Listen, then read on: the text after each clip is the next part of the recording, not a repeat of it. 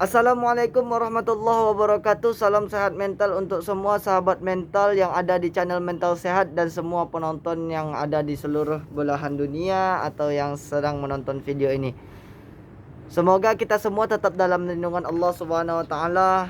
Pada pandemi ini tetap pakai masker, tetap cuci tangan dengan sabun, tetap jaga imunitas tubuh dan tetap ikuti protokol-protokol kesehatan yang telah dijalankan. Baik, alhamdulillah sahabat mental, saya telah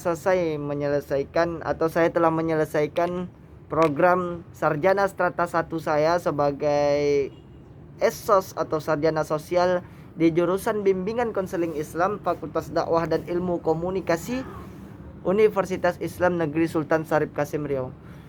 Baik, pada kesempatan kali ini atau dalam video kali ini saya akan sedikit bercerita tentang pengalaman saya untuk mendapatkan sarjana strata 1 ini dengan bergelarkan ESOS, dan sedikit bercerita tentang pengalaman saya sama berada di Kota Pekanbaru atau yang menunjang saya dalam bangku perkuliahan. Awalnya saya adalah salah seorang santri di Pondok Pesantren Darnahdha Thawalib Bangkinang. Jadi maafkan kawan, memang dasarnya basic saya ini adalah dari pesantren, dan juga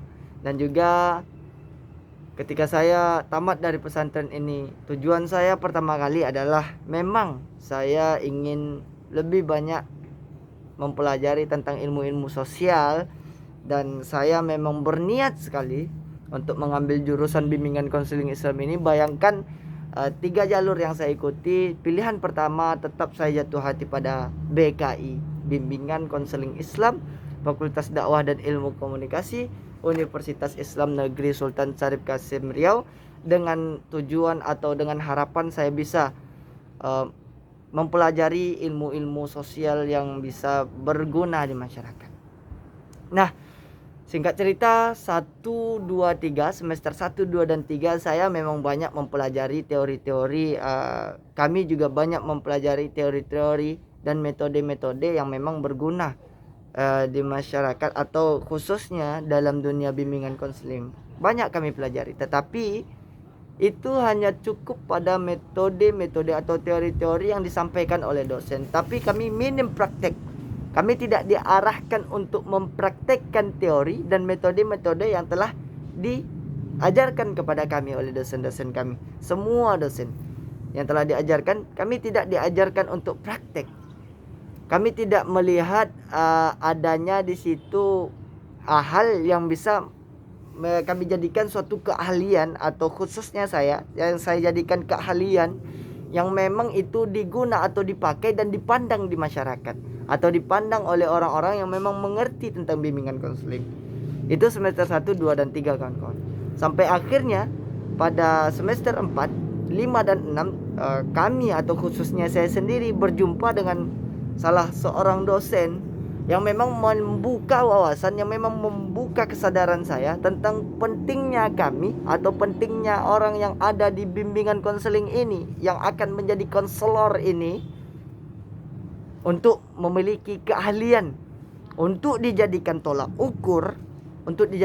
ukur bagi orang-orang yang akan memakai jasa kami, apa sebetulnya keahlian yang kami punya. Nah, khususnya saya sendiri punya satu keahlian atau satu bidang keilmuan yang cukup baik saya pelajari atau cukup baik saya kuasai, yaitu bidang hipnosis atau bidang terapi. Nah, memang tujuan dari bimbingan konseling ini adalah untuk memberikan suatu pelayanan kepada masyarakat atau pelayanan kepada individu atau kelompok individu yang memang membutuhkan atau yang dalam gangguan fisik, khususnya gangguan psikis, yang memang dibutuhkan treatment yang memang membutuhkan terapi-terapi yang tidak hanya bisa larut dalam dongeng-dongeng kawan-kawan, yang tidak hanya bisa larut dalam metode-metode, dan tidak hanya bisa larut dalam teori-teori. Sampai saya mempelajari atau mendalami bidang terapi. Bidang terapi yang saya kuasai atau yang saya sudah pelajari kawan-kawan, itu ada bidang hipnosis atau hipnoterapi, dan yang kedua SEF. Nah, Kami pelajari itu dengan beberapa orang kawan, dan alhamdulillah kami semua selesai mempelajari terapi-terapi yang diajarkan oleh dosen kami tersebut. Dan akhirnya pada saat sekarang ini beberapa orang itu sudah menjadi terapis profesional, sudah menghasilkan outfit dari sana, sudah menghasilkan uang dari sana. Dan alhamdulillah tanpa bisa tanpa membebani orang tua, kita bisa meringankan beban orang tua. Nah, selain dari pengalaman bangku perkuliahan, di bangku perkuliahan atau di bangku studi saya di Kota Pekanbaru ini juga menjadi seorang takmir masjid, atau lebih dikenal gharim masjid di Kota Pekanbaru ini. Banyak pengalaman yang dapat saya ambil di sini. Selain juga nanti sholat 5 waktu terjaga, bukan karena faktor saya tinggal di masjid, bukan juga, tapi lebih terjaga. Kita memanggil orang untuk sholat, menyerukan azan segala macamnya.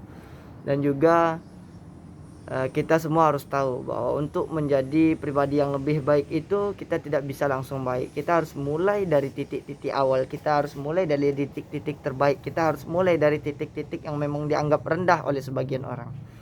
Tetapi bagi saya, menjadi seorang takmir masjid itu atau menjadi seorang gharim masjid itu tidaklah terlalu rendah. Itu adalah posisi yang mungkin rendah dianggap oleh sebagian orang, tetapi mulia di hadapan Allah Subhanahu wa taala. Dan juga banyak nilai-nilai yang dapat saya ambil selama saya tinggal di masjid. Lebih kurang 4 tahun saya tinggal di salah satu masjid di Kota Pekanbaru. Khususnya nama masjidnya adalah Masjid Bundar Al-Murtaja, kawan-kawan.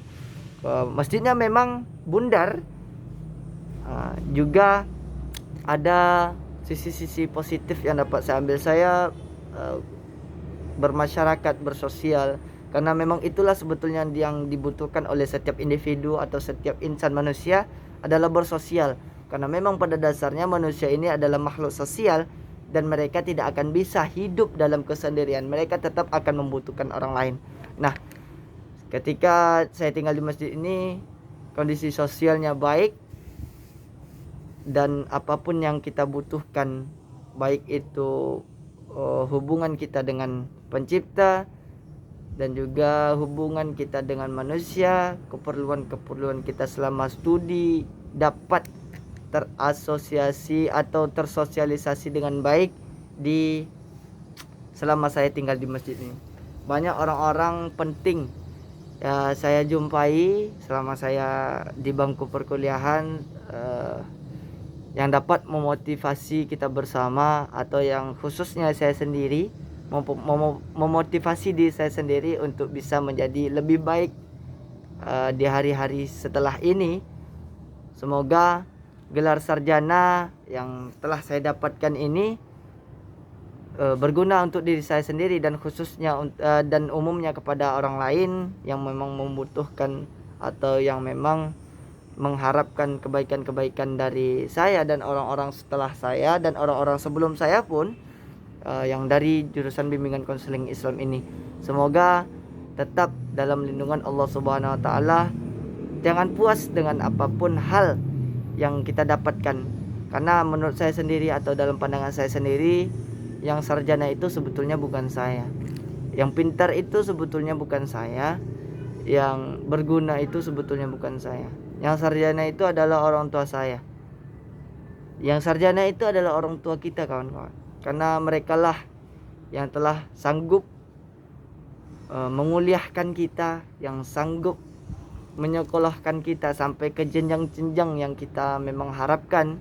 Semoga orang tua kita tetap dalam lindungan Allah, rezekinya tetap dijaga oleh Allah Subhanahu wa taala, kesehatannya tetap dijaga oleh Allah Subhanahu wa taala. Semoga orang tua kita dapat menikmati kesuksesan kita di masa yang akan datang. Jangan pernah lelah untuk mendoakan orang tua, dan tetap berdoa kepada Allah Subhanahu wa taala, semoga apa yang kita dapatkan hari ini dapat berguna di masa akan datang. Allah jaga ilmu kita, Allah jaga apa-apa yang ada di dalam diri kita, yang ada dalam orang tua kita, yang ada pada dari diri guru-guru kita dan orang-orang terbaik yang ada di sekeliling kita. Semoga Allah Subhanahu wa taala tetap memberikan rahmat kepada kita semua. Semoga dapat memotivasi kawan-kawan semua, sahabat-sahabat mental semua, tetap optimis, jangan pesimis, karena hidup harus tetap berlanjut. Tetap perbaiki kesehatan mental kita, tetap jaga pandangan kita untuk terus maju ke depan. Jangan pernah jatuh oleh bulian-bulian atau dengan cacian-cacian dari orang lain, karena diri kita lah yang berkuasa. Hanya kitalah berkuasa atas diri kita sendiri. Orang lain tak berhak untuk menenggelamkan kita, untuk menurunkan harapan kita. Tetap jadikan Allah di atas segala-galanya dan selalu minta restu dari orang tua, selalu minta restu dari guru. Salam sehat mental. Assalamualaikum warahmatullahi wabarakatuh.